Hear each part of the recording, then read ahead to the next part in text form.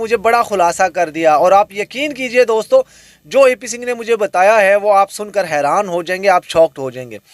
दोस्तों, जैसा कि आप सब लोग जानते हैं, मोमिन मलिक जी बिल्कुल खामोश हैं। केस के हवाले से किसी के पास कोई अपडेट नहीं है, कोई जानकारी नहीं है। लेकिन दोस्तों, मेरे पास, आपके भाई के पास केस के हवाले से बड़ी जानकारी हाथ लग चुकी है एपी सिंह की तरफ से।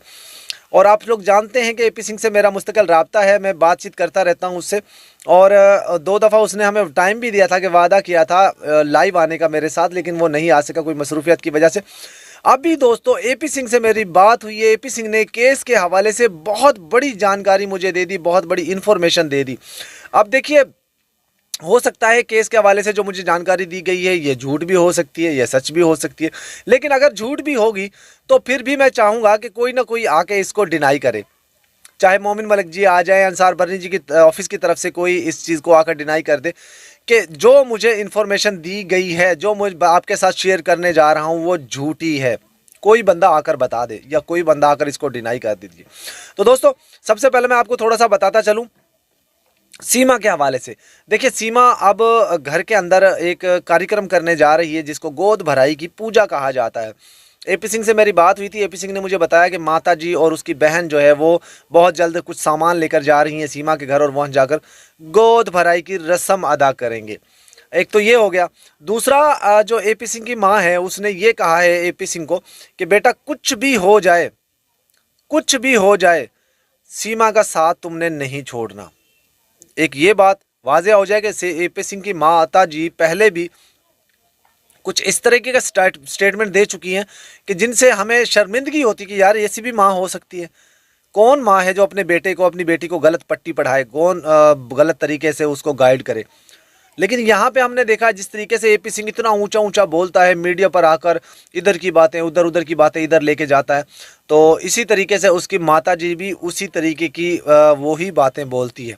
ज़ाहिरी बात है, बच्चों को जो सिखाया जाता है बचपन में वही चीज़ बच्चे बोलते हैं। और एपी सिंह को या हिंदुस्तान के उन लोगों को जो सीमा के चाटुकार हैं, जो जयचंद है, उन लोगों को उनके घर में परवरिश दी जाती है मुसलमानों के खिलाफ। इसीलिए वो इस तरह की बातें करते हैं, सीमा को सपोर्ट करते हैं।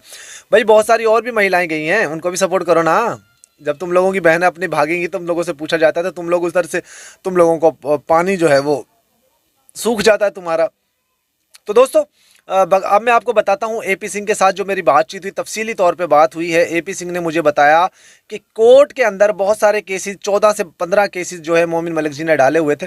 उनमें से कुछ केस तो पहले ही ख़त्म कर दिए गए थे, या वो बंद कर दिए गए थे, या डिस्पोज कर दिए गए थे, तो अब जो है वो कुछ केस और हैं जो बिल्कुल ख़त्म कर दिए गए, बंद कर दिए गए, जिनको क्लोज कर दिया गया, जिनकी फाइलें बंद कर दी गई हैं। कुछ केस और भी हैं जो कोर्ट की तरफ से बंद कर दिए गए हैं।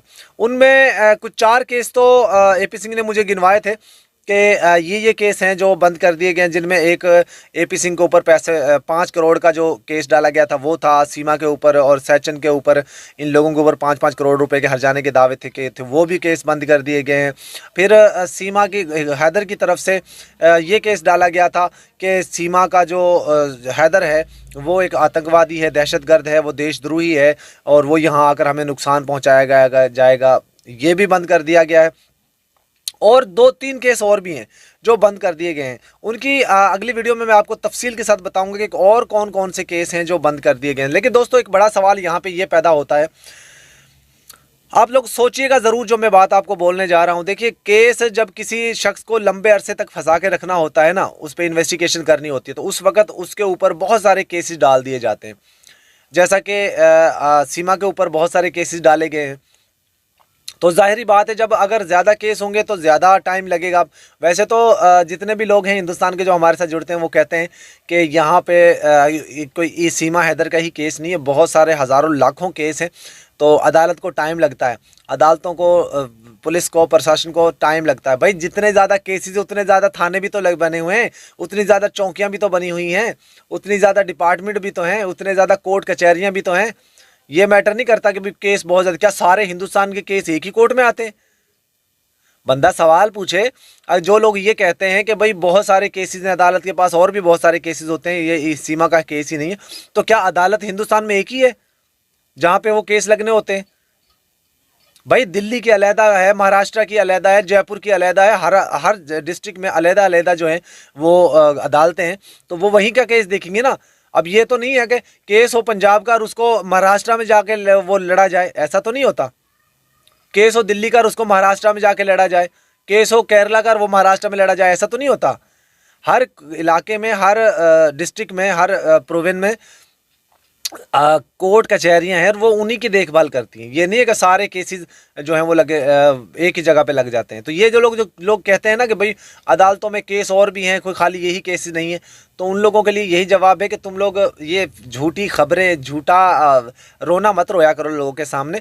सच बताया करो कि वहाँ पे हैदर को सुनवाई नहीं हो रही है, वहाँ पे हैदर की कोई सुन नहीं रहा है, ये बात सच बताया करो। अब एपी सिंह ने मुझे बताया कि 4 केस और हैं मजीद जो बिल्कुल ख़त्म कर दिए गए हैं, जिनको खारिज कर दिया गया है। अब अगर मोमिन मलिक जी 14 केस बोलते हैं कि 14 केस डाले थे, तो 4 केस मोमिन मलिक जी ने, हैदर ने बता दिया, हैदर और मोमिन मलिक ने जो डाले थे, एपी सिंह ने वो बता दिया कि ये 4 केस ख़त्म कर दिए गए हैं। फिर उसके बाद 2 केस और भी हैं जो ख़त्म किए गए थे, वो मोमिन मलिक जी ने बताया था। और इस तरह अगर 14 केसेस में से मान लीजिए कुछ 6-7 केसेस बंद हो चुके हैं, तो फिर केस बचते कितने हैं? केस कितने बचते हैं? 8-9 केसेस बचते हैं। 8-9 केसेस में क्या होगा? ये भी आहिस्ता आहिस्ता ख़त्म हो जाएंगे। सिर्फ केस बचेगा सीमा की एंट्री का, गैर कानूनी तरीके से जो सीमा ने एंट्री किया, इसका केस बचेगा और आखिर में इसके ऊपर फैसला होना है। अब वो आप लोग देख सकते हैं कि कब तक फैसला होता है, कितने टाइम में होता है और उसमें क्या सपोर्ट मिलती है सीमा को। जबकि मैं आपको पहले ही बता रहा हूँ कि मेरे पास जो खबर है, जो मेरे पास इन्फॉर्मेशन है, वो ये है कि सीमा का कोई कुछ नहीं बिगाड़ सकता, सीमा वहीं पे ही रहेगी।